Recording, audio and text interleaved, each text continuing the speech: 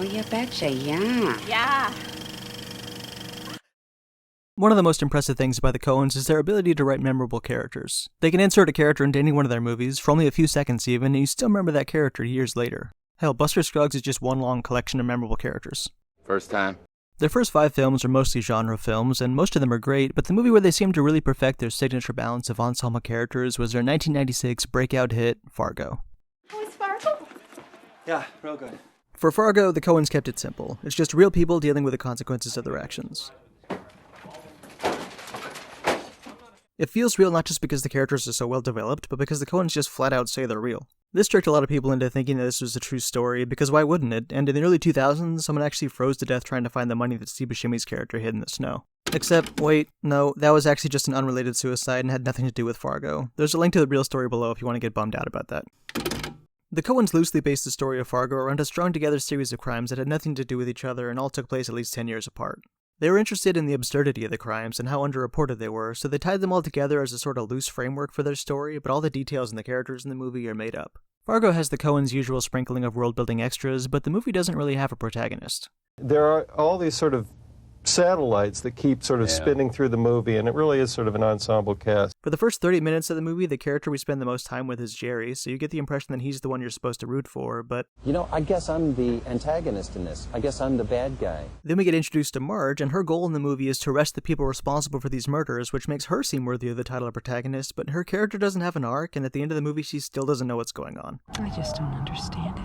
It's like, you know how in No Country for Old Men there's this character that thinks they found the shortcut to financial success, but they keep making all these decisions that get them in more and more danger, and there's this stone-faced killer out there that's murdering all these people, and this sheriff that's trying to put it all together, but at the end he's just like, well, I've got no idea what that was all about, and the movie just cuts to black.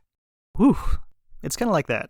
Without a clear protagonist to latch onto, one way we can find the meaning of the movie is to look at the morality of the characters and see where each of them ends up based on the decisions they make. So let's do that. Like and subscribe. The first character we meet is Jerry, and the first thing we learn about him is that he's trying to leverage his wife to scare his father-in-law into giving him $80,000. So he's a real class act. Then we see him try to bullshit this guy into spending more money on a car than they agreed on. You lied to me, Mr. Lundgaard. You're a bald-faced liar. A fucking liar. This whole scene is actually taken pretty much verbatim from an experience Ethan Coen had, and it's kind of fun knowing there's a real-life Jerry out there somewhere. And then we meet his family. Look, Dad, there's no fucking way that Scotty. Hey, let's watch that language there. How you doing there, Wade? What's going on there? Nothing, Wade. How you doing there? Did you see that? Jean is in the frame with Jerry, and then she disappears. The few times the two of them are on screen together, they never make eye contact, and it's like they're aware of each other, but they're not connected at all. Whenever she mentions her rich father, Jerry seems to just immediately forget she exists. Dad's here. And look at how they're framed here. They're sitting at the table together, but Jerry's only interested in Wade because Wade represents money and success to Jerry, and that's all he really cares about. Jean's present at the beginning of the scene, but she just sort of shifts into the background and fades away completely. Maybe there's a loving relationship here somewhere, but the Coens definitely aren't suggesting one, and because Jerry's a greedy little liar who's married his boss's daughter, there's little reason to believe that he's ever had her best interest in mind. An honest to goodness, great. Then we've got Carl and Gare. The Coens never give us any reason to believe that this is a romantic relationship, but if you isolate just their story in the movie, there's this little relationship subplot that unravels. Yeah, Carl and Gare kind of have a dysfunctional relationship, but for some reason, they just are together. At the beginning, the two of them seem to work well together. See, I just need the money. So why don't you just ask him for the money? Or your fucking wife, you know. Or your fucking wife, Jerry. But then they start arguing about where to eat, and Carl gets upset that Gare doesn't want to talk with him. Would it kill you to say something? I did. No. It's the first thing you've said in the last 4 hours. That's a fountain of conversation, man. So they have sex together, and everything seems alright for a while, but then they get out to the cabin and start getting restless. God damn it! Leave him! Come on! So Carl goes off to have sex without Gare, and Shep shows up to punish him. Shep's kind of like a proxy for Gare in this scene. He's the only other character in the movie that's anything like him. And when he's not seconds away from killing someone, he's the same monosyllabic character that Gare is. Anyone else residing there? No. Getting physically assaulted is the last straw for Carl, so he hides all the money and goes back to the cabin to break up with Gare, but Gare's not the kind of guy you break up with.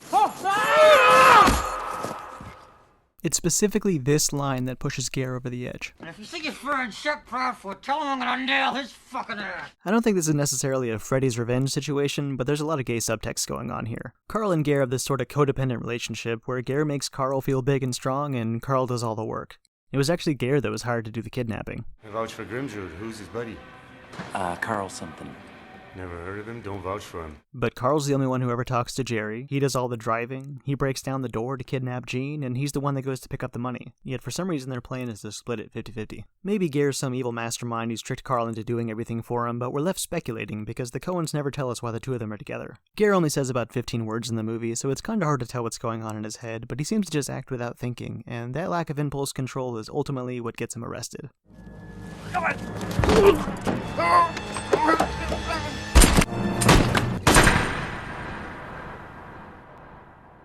This little murder spree here is what gives Marge a reason to enter the story. Oh, jeez. The relationship Marge and Norm have is the polar opposite of Jerry and Jean, and it's miles away from the weird codependency that Carl and Gare have. Their introduction to the story is the sweetest scene in the whole movie, and the tonal contrast between this and this Oh, jeez. totally resets the audience and gives us a chance to breathe for the first time in this crazy story. So much of the character of Marge Gunderson relies on the partnership between she and Norm. They're this amazing unit, and both Marge and Norm kind of gave an audience a safe haven. This is the first scene in the movie that feels warm. We're not out in the snow with all those cold-hearted people anymore. We're inside with Marge and Norm, and from the very first scene with them we can instantly tell what kind of dynamic they have. Gotta go. Yeah, I'll fix you some eggs. that's okay, hon. I gotta run. Gotta eat a breakfast. I'll fix you some eggs. Norm.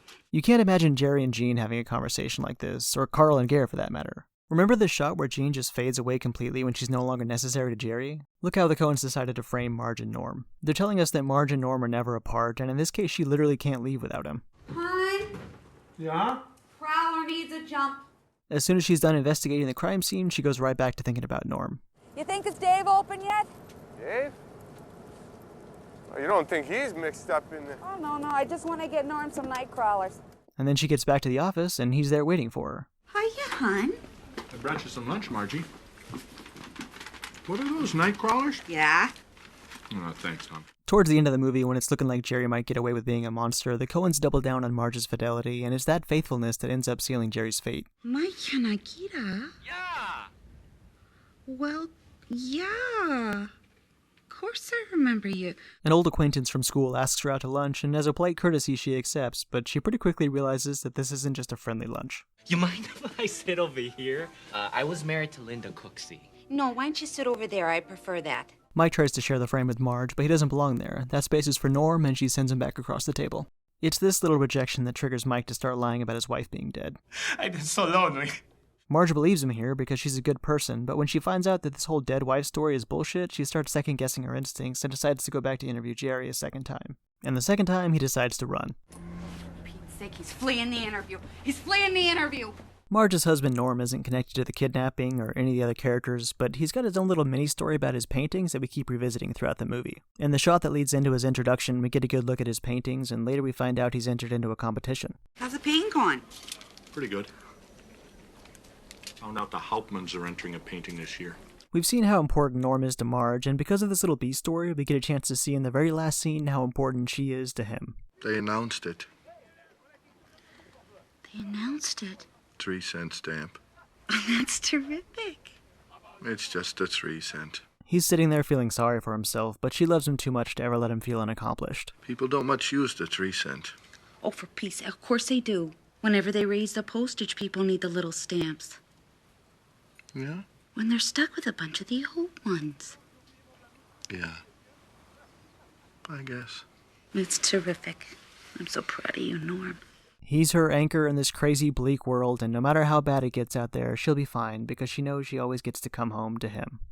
So what's the theme here? Jerry's greed overtakes his marriage, so he ends up in jail and Jean ends up murdered. Carl and Gare commit a lot of murders, so Gare ends up in jail and Carl gets, well, whipped, shot, axed, and shredded. But Marge and Norm love and support each other, so their stories both end and begin lying comfortably side by side. I love you, Margie. I love you, Norm. The theme here can pretty simply be narrowed down to greed bad, love good. Instead of giving us a protagonist who starts out greedy and then learns to love, the Coens created a whole world of characters and got the message out to the audience through a mosaic of moments like these. It's always the same. It's always more. Heck, Norm, you know, we're doing pretty good. There are a million ways to get that message across, and maybe just as an effort to prove that, the Coens signed on to executive produce a TV series set in the world of Fargo. Each season follows a different crime and has a completely different ensemble cast of characters, but the message is pretty consistent. It's got the same sort of people making the same sort of mistakes, and because of the score and the framing and the accents and everything about it, each season of the show feels like its own unique sequel to the movie. So if you love the characters of Fargo as much as we do, and you want to meet some more of them, then go check out the show. You won't be disappointed. End of story.